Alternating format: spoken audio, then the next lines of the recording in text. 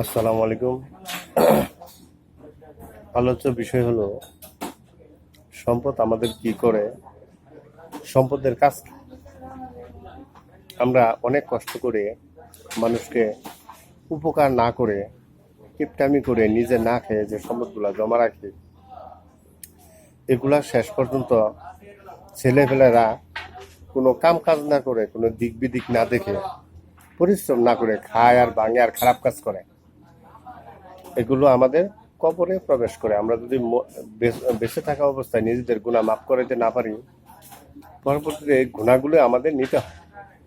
হ্যাঁ, আবার সম্পদের কিছু সম্পদ দরকার আছে।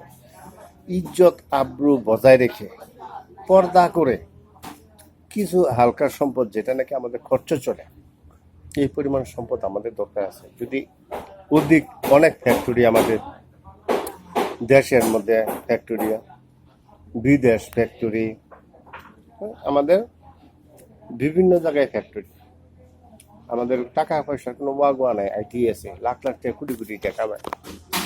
এক্ষেত্রে খুব বিপজ্জনক। বাচ্চা কাচ্চারা পরিশ্রম না করে মানুষের উপকার করবে না, এরা শুধু খাবে এবং গুনাহ করবে। এই জন্য আমরা সম্পদ সীমিত পরিমাণ রাখবো, মানুষের উপকার করব। মানুষের, আমাদের প্রত্যেকটি এলাকায় যেন কোনো গরিব মিসকিন না থাকতে পারে, তার জন্য আমরা সবাই মিলে একটা ফান্ড করব। আমরা যারা ইয়াং বয়সের আছি, এই ফান্ডের মাধ্যমে আমরা সুদবিহীনভাবে টাকা দিব এবং তাদেরকে বলে দেওয়া হবে সুদ ছাড়া কত টাকা মাসে কিস্তি আসে তারা দিবে। কিছু লোক আছে কিস্তি ব্যবসা সঠিকভাবে করতে পারতেছে না, কিস্তি 50,000 টাকা নিছে, 5,000 মাসে কিস্তি দিবার পায় না, 2500 টাকা করে দিবে, 2500 পারে না, 1500 টাকা করে দিবে, কিন্তু কিস্তি দিতে হবে।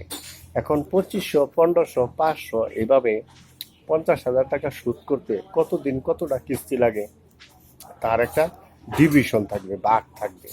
এইভাবে নিলে ইনশাল্লাহ ফান্ডও ঠিক থাকবে, মানুষও, সে হাত না থাকতে পারে, সে পানের দোকান বা ছোট ছোট দোকান করতে পারবে। একজনের নাই, ঠ্যাং নাই, সে বসে বসে ব্যবসা বাণিজ্য করতে পারবে। আসলে আমরা যদি হাত না পাতি, আল্লাহ তাআলা বলছেন মুসলমান কখনো হাত পাতে না। বাস্তব, আমরা যদি চেষ্টা করি, আমরা ভিক্ষুকের অভিনয় করব না। যারা ভিক্ষুকের অভিনয় করে ওপরে টাকা লুট করে, তাদের প্রতি, তাদের কিন্তু গুনাহ হচ্ছে। ঠিক আছে, এরা হলো সুসা প্রকৃতির লোক, এরা হলো ইবলিশের, আবু জেহেলের বংশ। এরা সবসময় নুলাভাবেই থাকবে। এরা উঁচু করে মাথা তুলে সমাজের সামনে দাঁড়াতে পারবে না, চলতে পারবে না। আমরা যদি আমাদের নিজেরা ইনকাম করি এবং 5 জনকে ইনকামের রাস্তা করে দেই, আল্লাহ তাআলা আমাদের প্রতি সন্তুষ্ট থাকবেন। আমরা মুসলমান অথবা হিন্দু হোক, বৌদ্ধ হোক, খ্রিস্টান হোক, যারা গরিব আছি, আমরা ধর্ম নির্বিশেষে, জাত নির্বিশেষে আমরা আসেন সবার পাশে দাঁড়াই। আমরা একটা ফান্ড করি। ফান্ড ইদানিং অনেক জায়গাতেই চলতেছে। আমাদের এলাকায়, আমাদের যে ইয়াং বয়সে আমার ছোট ভাই আছে, আরও তাদের বয়সে লোক আছে, বাচ্চারা আছে, তারা কিন্তু ফান্ড করতেছে। আলহামদুলিল্লাহ, এটার সুফল পাওয়া যাচ্ছে। আপনারাও করেন। আস্তে আস্তে দেখবেন ইনশাল্লাহ দারিদ্র্য থাকবে না, আমরা সবাই চলতে পারবো, আমরা আবাদ করতে পারবো। কৃষক যারা আছে, আমরা আবাদ করতে পছন্দ করি, তাদেরকে লোন দিব, টাকা দিব। তারা তারা দেখেছে ফলন যদি কম বেশি হবে, এখানে ফলন কিছুটা মায়ের গেছে, এটা তদন্ত করা। যদি ফলন ভালো না হয়, তাতে পরিপূর্ণ টাকা না নিয়ে কিছুটা সারের ব্যবস্থা করা। এখন ব্যক্তি যা খরচ করছে, খরচের টাকা যদি বিক্রি করে, ফসল বিক্রি করে না উঠে, সেদিকে কিছু ছাড় দিতে হবে।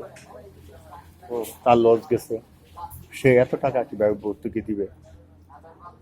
অথবা পরবর্তী আবাদের জন্য তাকে সহায়তা করা, তারপরেও জমি নির্বাচন করা, জমিটা যে আবাদ করা হবে সে আবাদের জন্য উপযুক্ত কিনা এটা নির্বাচন করতে হবে।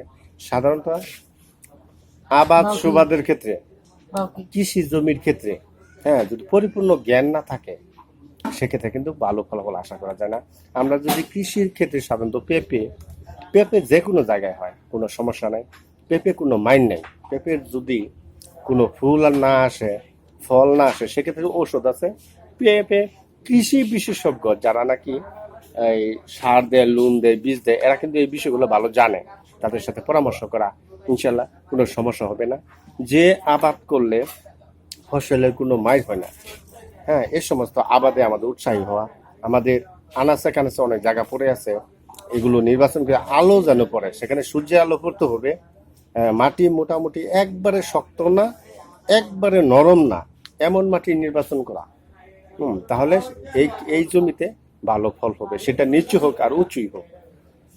সেখানে বিডি করে পানি আটকানোর ব্যবস্থা করতে হবে, দেখতে হবে।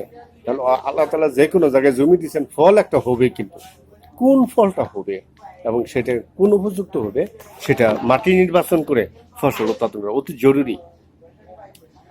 এক্ষেত্রে আমরা আবাদের ক্ষেত্রে আবার দেখা গেছে কিছু ফল আছে, যেমন পেঁপে, পেয়ারা,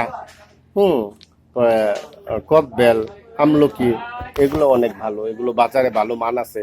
কালো জাম আমাদের এখানে বিশেষত্ব কিছু মাটির ক্ষেত্রে হয়, সব ক্ষেত্রে হয় না। বিশেষ করে আমরা যে আনার, হ্যাঁ, এবং দেখা গেছে কিছু কমলা টমলা এগুলো আবাদ করি, এগুলার মাটি অবশ্যই সেটা অফিসার দ্বারা নির্বাচন করে কেমন মাটি ভালো। বাংলাদেশের মাটি সাধারণত এগুলোর ফলাফল চুকা হয়, বেশি একটা মিষ্টি হয় না। অনেক জায়গায় আঙ্গুর ফল, বিভিন্ন কিছু আবাদ হয়, আবাদের চেষ্টা চালানো হচ্ছে। সব জায়গায় মাটি ভালো না হওয়ার কারণে এই ফলগুলো সাধারণত চুকা হয়। এগুলোর প্রতি ঝুঁকে না পড়ি, যেগুলো বাংলাদেশে উৎপাদন হয় আমরা ভালো ফল পাই, সেক্ষেত্রে আমাদের এটা লক্ষ্য রাখতে হবে। কৃষির ক্ষেত্রে এটা সামান্যতম হলেও খুব গুরুত্বপূর্ণ বিষয়, কারণ আমি যদি আবাদ করতে যাই এক্ষেত্রে ব্যয় বেশি, কিন্তু ফলনটা যেন যথাপযুক্ত হয়, সেদিকে আমাদের চেষ্টা করতে হবে। আর বিশেষ করে আমরা ছোট ছোট দোকান করতে চাই, কোন দোকানে কোন ব্যবসা উপযুক্ত, সেক্ষেত্রে আমাদের ওই পজিশন নিতে হবে। যেমন ধরেন এখানে আপনার এখানে মানুষের চলাচল বেশি, সেখানে ছোট হোক বড় হোক, হ্যাঁ, ওই ব্যবসা, চায়ের ব্যবসা, আর দেখা গেছে যে এখানে কাপড়ের ব্যবসা, আর দেখা গেছে আপনার ইলেকট্রিক যে বিষয়গুলো ছোট ছোট তালা, হ্যাঁ, তালা, পরে বাতি, পরে তার, কিছু কিছু বিষয় আছে, ইলেকট্রিক কাজ জানতে হবে এবং একে সহায়তা করা ভালো। কার কি মেধা আছে, কে কোন কাজ করতে পারবে, তা একজন শিক্ষিত মেধাওয়ালা ব্যক্তি দ্বারা নির্বাচন করতে হবে। আপনারা যদি নির্বাচন করতে ব্যর্থ, আপনি কোন কাজ জানেন, কিভাবে করলে ভালো হয়, পরামর্শ আমার কাছ থেকে নিতে পারেন। আলহামদুলিল্লাহ, আমি আপনাদের পাশে আছি। ইনশাল্লাহ যতদিন বেঁচে থাকি হেল্প করবে ইনশাল্লাহ। আসসালামু আলাইকুম।